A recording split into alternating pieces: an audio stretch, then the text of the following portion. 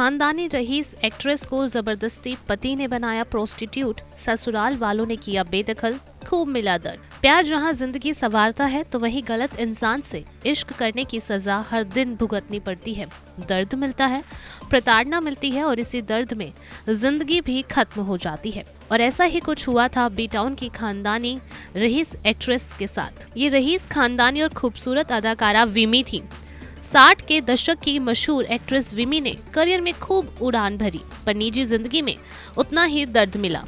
लेकिन रईस शोहरत और कामयाबी से भरी जिंदगी का अंत बेहद दर्दनाक रहा था। पहले पति का साथ छूट गया और फिर जिसे अपना हमसफर बनाया उसी ने पैसे कमाने के लिए विमी को देह व्यापार में उतार दिया, जबरदस्ती प्रोस्टिट्यूट बना दिया। शादी के बाद विमी पति के साथ आए दिन पार्टियों में जाती थी और यूं ही एक दिन किसी एक पार्टी में म्यूजिक डायरेक्टर बी.आर. चोपड़ा ने विमी को देखा और फिल्मों में आने का ऑफर दिया। विमी ने प्रपोजल एक्सेप्ट कर लिया। विमी के पति भी राजी थे। बी.आर. चोपड़ा ने विमी को फिल्म हमराज में साइन कर लिया था, लेकिन जब ये बात विमी के ससुराल वालों को पता चली तो वो भड़क गए और उन्होंने गुस्से में एक्ट्रेस को जायदाद और घर दोनों से बेदखल कर दिया। जिसके बाद विमी की किस्मत चमकी और पहली फिल्म हमराज से रातों रात विमी स्टार बन गई।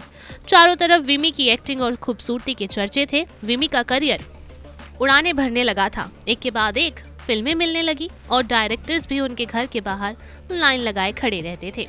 लेकिन विमी को स्टारडम जितना जल्दी और शॉर्टकट से मिला, उतना ही तेजी से सब खत्म भी होने लगा। घर से निकाले जाने के बाद भी पति का विमी के करियर में दखल बढ़ता गया और वो फिल्मों का हिसाब भी रखते रहे और वो ये भी डिसाइड करने लगे कि विमी किस फिल्म में काम करेगी और किस फिल्म में नहीं। जिसके बाद विमी के पति शिव अग्रवाल की वजह से उनका करियर बर्बाद होना शुरू हो गया था। बी.आर. चोपड़ा ने विमी के साथ जो 3 फिल्मों का कॉन्ट्रैक्ट साइन किया था वो भी सब कैंसिल हो गया। इसके बाद से विमी के बुरे दिन शुरू हो गए थे।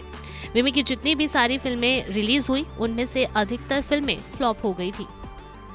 फिर डायरेक्टर्स ने भी विमी के साथ काम करने से मना कर दिया। नतीजा ये हुआ कि विमी की सारी सेविंग खत्म हो गई, कमाई भी बंद हो गई। जिसके बाद विमी और शिव में लड़ाई झगड़े होने लगे और शिव विमी को पीटने भी लगे थे। विमी बहुत बुरी तरह परेशान थी और उस वक्त विमी का सहारा सिर्फ शराब बनी। और इसी बीच विमी जॉली नाम के एक प्रोड्यूसर से प्यार करने लगी और उसके साथ रहने लगी। लेकिन जॉली ने विमी की मदद कम, उसका शोषण ज्यादा किया और फिर धीरे धीरे पैसों के लिए देह व्यापार के दबाव के कारण जॉली और विमी का रिश्ता भी बिगड़ गया। देह व्यापार से जो कमाई होती उसे जॉली रख लेता और विमी को खूब पीटता था। और फिर लगातार शराब पीते रहने की वजह से विमी का लीवर खराब हो गया और 22 अगस्त साल 1979 को उनकी मौत हो गई। उन्होंने अस्पताल में दम तोड़ दिया।